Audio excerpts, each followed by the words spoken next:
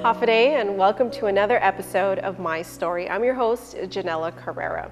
In this episode of My Story, we'll be interviewing Jezreel Lavaro. She is a 17-year-old, beautiful young soul who was diagnosed with leukemia when she was just 14 years old. So you'll get to learn more about, her beautiful soul, her spirit, and how she overcame her challenges, at that young age, and despite all the odds stacked against her being diagnosed with leukemia. So don't go anywhere. When we come back, we'll learn more about Jezreel's story, and I promise you, you will be inspired. Stay right there.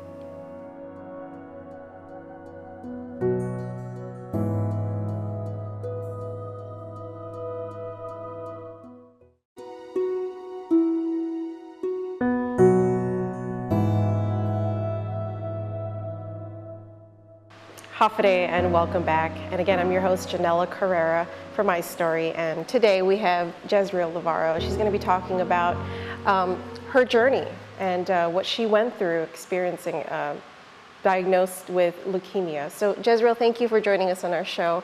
I know it took a lot of courage for you to come here. You're young, but you've seen some of the My Story episodes, so you know what the show is about. Yes. And so, again, I'm really grateful that you've agreed to come on our show. Let me start by asking you some basic questions about yourself. We don't often get teenagers on our show, so I'm really glad that we finally have one, and you can share your experience amongst your peers and with the people of Guam. So how old are you to start off with? I'm 17. You're 17, okay, Yes. great. And you're almost 18. Yes. When do you turn 18? Liberation Day. Oh, wow, Yes. you're a liberation baby. That's great. Okay, so you're a Cancer then, because I'm also a Cancer. Yes. Yeah, okay, Cancers unite. Yeah. All right, so you're 17, and what school do you go to? I go to JFK. JFK, so you'll be graduating this year. No, actually next year. Next year, okay. Yes. That's another thing we have in common, because I also went to JFK. I graduated from there, so. All right, so you're here on our show because you were diagnosed with leukemia. Yes. So I wanted to kind of, learn about your story and understand what happened to you.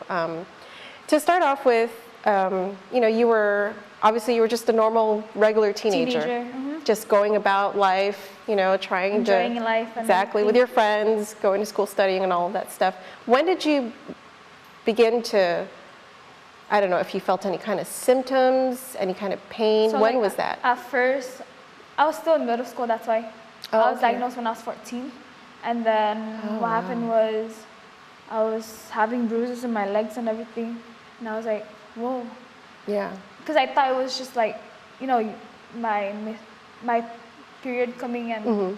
Did you play any sports at all? Yes. Oh, okay. So that could have been from sports Yeah. too, right? And then Okay. it was field day that day.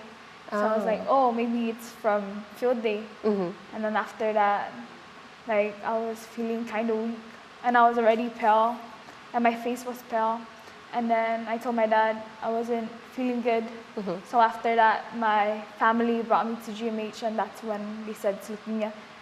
Oh, the same day? Yes. They diagnosed you the same day? Wow. Okay. Did they take any blood tests? Yes, They did all they did. all of that. In the emergency room. Oh my gosh. So, okay, so before that day, before you started to notice the bruising and feeling sick, did you ever feel anything before that? No. Never had any kind of bruising like that No. before? So it all happened in one day? Yes. Wow, that must have been, It was crazy. Yeah. But at first, because it didn't tell me leukemia, I didn't know leukemia was cancer. So I was like, okay, it's just, Yeah. it's I mean, you're just young, you don't. a fever and right. thing. And then all of a sudden, when all my friends came to visit me and they started crying, and I was like, why are you guys crying? And they're like, you have cancer. And I was like, huh? What do you mean? And they're like, yeah, leukemia is cancer in the blood. And I was like, okay, whatever. Yeah. And then when we went to the Philippines on June 20th, because you know how Guam doesn't have proper treatment for cancer patients? Yeah, So we especially went there. back then, yeah. Yeah, so we went there, and then that's when they found out, they're saying that, should we taking treatment and everything? And I was like, what? What do you mean by treatment? So that means my hair is gonna fall and everything. And I was like, no. So I was crying to my mom. Yeah. And then I was like, okay, now I gotta deal with this. And then my mom was there, and she's like, you gotta pray and just talk to him. So that's what I did. Yeah. So, okay, let's go back to the day that you were diagnosed. And you said your friends visited you. Yes. At the Even time, my teachers. your teachers visited. At the time, you didn't even know that, you know, it was cancer. Yes. You were in middle school at the time? So you were like, what, 8th grade? I was 8th grade. My gosh. That must have been, I mean, how did you feel once you realized that, you know, this was cancer?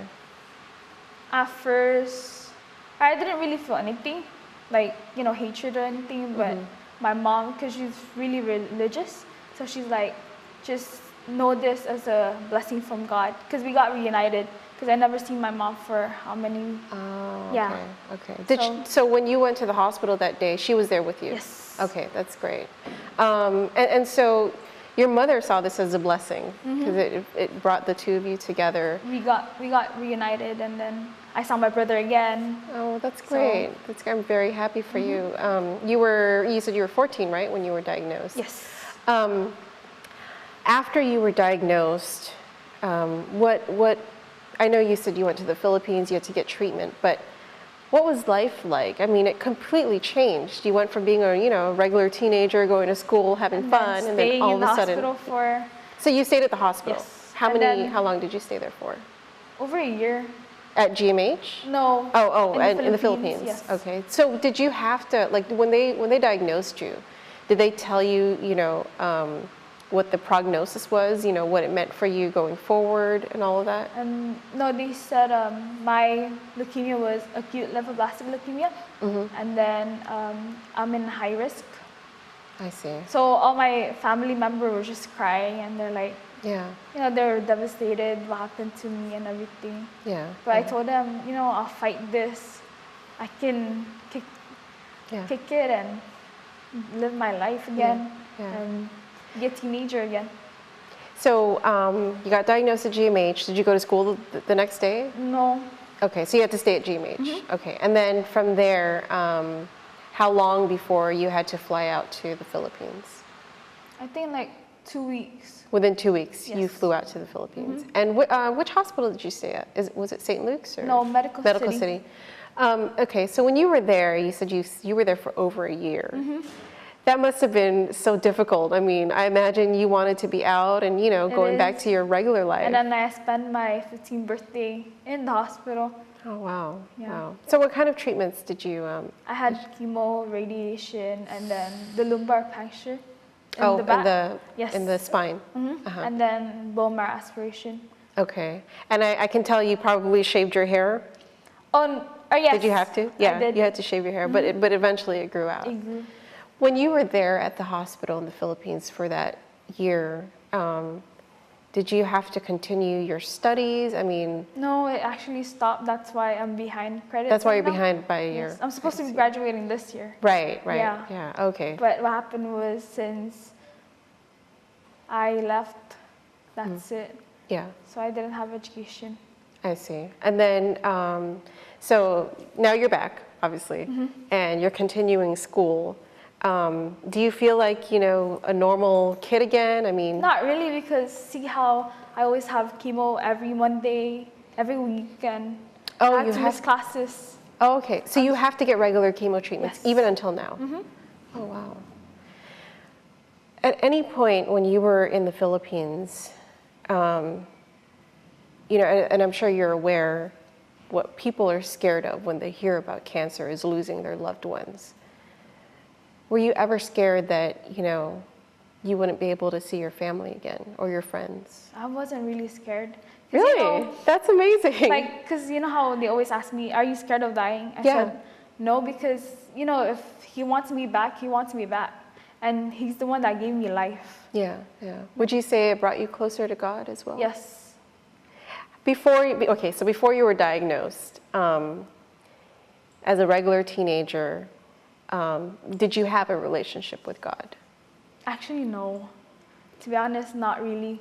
Because I was really focused on studying and friends, and that's it. And then when I got diagnosed, that's when I got closer to Him, and I prayed more often until now. Yeah, that's great. That's great. That's so heartwarming to hear, Talking about the physical side of it, I imagine that it's Not pretty. It's crazy. It's like a roller coaster going up and down, up and down. Yeah, yeah. Was there at any point where, the disease got so bad that, you were ever in the ICU or? Oh, yes. Oh, really? When my first diagnosis, I was in the ICU. At GMH or in the Philippines? Both. Oh, you were in the GMH ICU? Philippines, yes. So maybe this is something we can talk about in the next block. Just some of the questions I'll have for you is when you got diagnosed, how physically how you were feeling, even when you were in the ICU, physically how it felt for you. To be in the ICU, most people in the ICU, it's a really critical situation. Yes. And, I'm here talking to you and you seem very happy, but I'm pretty sure that it wasn't like that at the time that you were diagnosed. So when we come back, I'm going to, hopefully you can share with us a little bit more about that experience. And, you're 17, you were 14 when you were diagnosed, you had a lot of friends and they visited you and they knew what was going on with you. But, at that age, not a lot of kids or teenagers understand what that's like. So I'm hoping you can kind of shed some light how this experience affected you as a teenager. And maybe that'll help some of our viewers understand better. So don't go anywhere. When we come back, we're going to talk a little bit more with Jezreel about how this diagnosis changed her life and also how it may have affected her friendships, her family life, and her school life, of course. So stay right there. We'll be right back.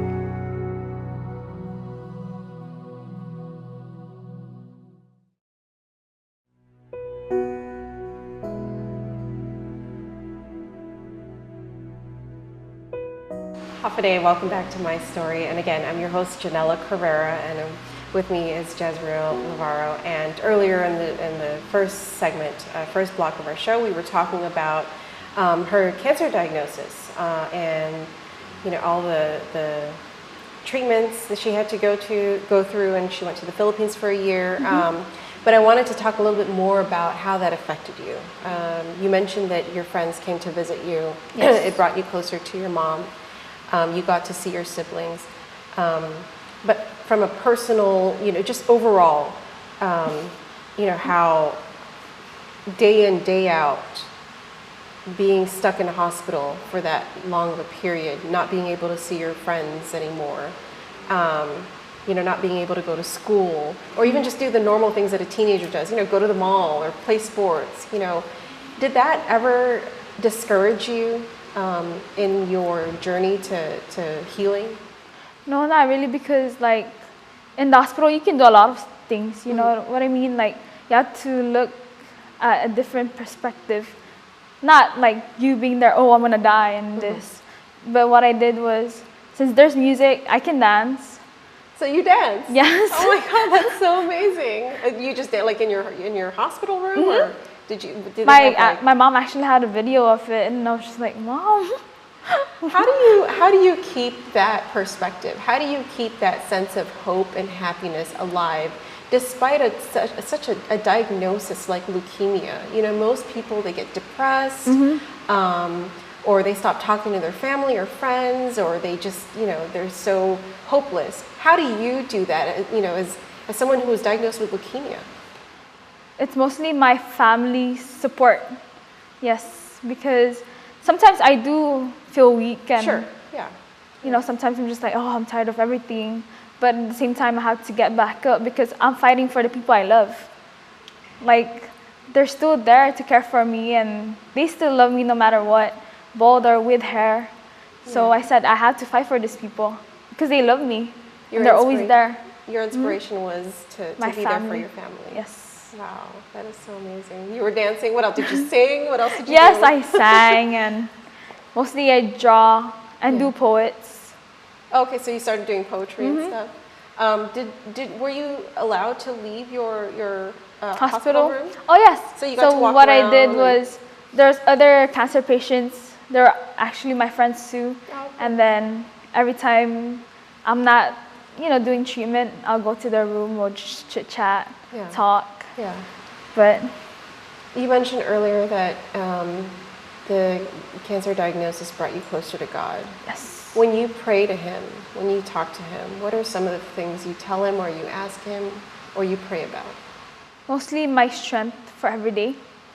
And then I was thinking, because every day of my life, he's been there for me. And like family and everything, like my strength for every day. Yeah. He's always giving me. And then I can see like the support that my family's been giving me throughout this journey. Yeah. You stayed at the Medical City for a full year, right? Yes. But of course, you're back here now. So of course, something happened that improved your condition, that you got well enough to come back here. So at the end of your stay there at the Medical City, what happened to you? What did the doctors say about your condition? So what happened was, throughout that journey, because in the middle they're saying that, because after the radiation, they're like, oh, you got worse. Oh wow. So I was like, what do you mean by worse? It spread to your, actually in my spine and my head after the radiation, because I've been feeling like this really bad headaches every single day, and I'll cry because it hurts. Yeah. So when they checked my back, like the lumbar puncture, they checked it, and then they said that they found some cells, and I was like, oh, okay. And then, because usually the doctors will come if it's a good news inside my room, but if it's bad, they'll call my mom out. So I was just like, oh, okay, something's bad's happening. Yeah, and then my mom was like, she's crying, and I was like, just spill the beans, tell me. I'm not a baby anymore, I'm not a child. And then she's like, it's bread, and she was crying, and I was like, you don't need to cry. She's like, and you're the one comforting your mom. Yeah. And I was like, you don't need to cry, I'm fine.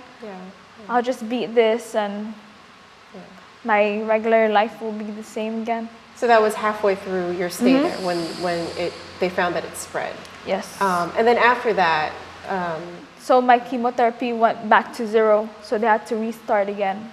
Oh, I see, the process. And so at the end, like the last month of your stay there, what happened with your condition? It actually improved, because the first time I started chemo, I didn't want to eat a lot. Yeah. So I was like really skinny, and then but at the end, my mom was, she's like, you need to eat because it's for your recovery. And I was like, okay. So I was eating, and then after that, some doctors were like, oh, you're actually fine now. Oh, really? So I was like, oh, okay. Yeah. And then, so I went back. And then after that, when I went back here, I guess I didn't finish my treatment. So I'm starting again. I see. So there's okay. 2 That's more why years. You're continuing it here. Okay. So when they said, you're doing better now, what did they mean by that? Like, did the cancer stop spreading, or did it go away? Did they not find it in the test? Like, what did they mean by that? So in the test, they didn't find any cells anymore. Oh wow! So I guess miracle. Wow. So right now, I'm actually in my maintenance right now. Yeah. Okay. Yeah. So they found no cancer cells in my back and my bone marrow. So there's nothing. Bone marrow. So technically, you have no cancer at all, or not yet. Not okay. But so you're not quite in remission, right? Not yet. It takes like 5 years to be in remission. Wow, that is so amazing. Yes. How did that make you feel, hearing those words? I was actually shocked, because, sometimes I think I'm getting worse. But at the same time, when they told me that, I was like, oh, okay. Yeah. I guess I'm fine now. Wow, that is amazing. All right, well, and, I know that, as young as you are, you have a lot of, you have a big future ahead of you, and there's so much more that you want to do. I actually want to be a nurse. Oh, good, good. Is that something that was inspired by, the nurses that helped you? That is, I'm really glad that, you found something that you want to do, and some good came out of this. And you also, off camera, we were talking a little bit about a support group that you wanted to create. Tell us about that. Oh, yes. So you see how Guam doesn't really have a support group? They do have a support group for the people's family, that's diagnosed with cancer, but as cancer patients, we don't have that. Yeah. So I want to actually like create my own support group. Yeah. Like a small one for mostly teenagers like me. Right. That we can share our story together, and you know, we can give advice to not do this and this. Right, right. Is that something that you wish you had when you were going through like all the chemotherapy and all the treatments and all that? Actually, I think my mom was my support. Yeah. That she was your support group. Yes. Yeah. Yeah. And then when I was watching The Fault in Our Stars, I was like, oh, I think I want to do the same thing. Because in The Fault in Our Stars, in that story, they met in a support group, and then like the support group gives them support to have, you know, to fight every single day. And yeah. Well, if you so like this support group would be kind of like, you know, I'm thinking about the movies that I've seen, right? It's like where they kind of meet, yes, you know, weekly or nightly, and they kind of sit around in a circle and they just kind of talk about their experiences. That's the kind of support group you're looking for. Okay, that's amazing. And you said we don't have any like that here in Guam. No. Did you try to find a support group? That's what I've been asking, but they said, oh, we don't have. We don't have one. Oh, okay. Do you think that's something that you'll be starting anytime soon, or how do you think you'll... Maybe if, you know, people will help me. Yeah, okay. I'll just like ask people, whoever can help me, or I'll go to Guam Cancer Care. Right, Guam Cancer Care. I'm sure they can help you. They've helped a lot of people. So, before we close out the show, you know, what would you want to say to anybody who might be going or facing the same thing that you went through? Maybe even teenagers who might be experiencing the same thing. What would you like to say? What's your message to them? To them is, you just gotta look at the positive side of everything. Be optimistic, and everything happens for a reason. All right. Well, Jezreel, thank you so much for your insight. As young as you are, you have such intelligent perspective when it comes to overcoming challenges. And I'm really glad that you are overcoming yours and you're here to share your story with us. So thank you for joining us on My Story. Oh, thank you. You're very welcome. All right, well, when we come back, we'll close out our show and give you a little bit more details about where you could get more information on possibly a support group or even any other thing that has to do with cancer. So we'll be right back.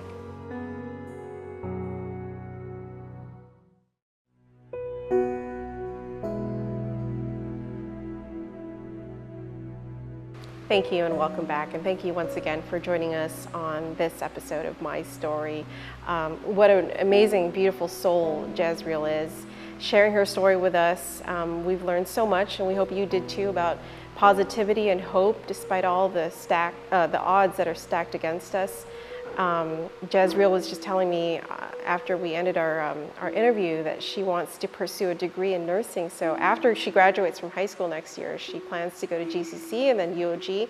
And she even said that one day she wants to help cancer patients over at St. Jude's and possibly be a nurse over there. So Jezreel, we wish you all the best of luck, and we look forward to seeing you fulfill your dreams, and also that support group. So once you start it, come back to us and maybe we can talk a little bit more about that again one day. So from all of us here at My Story, thank you so much for joining us and watching. Adios.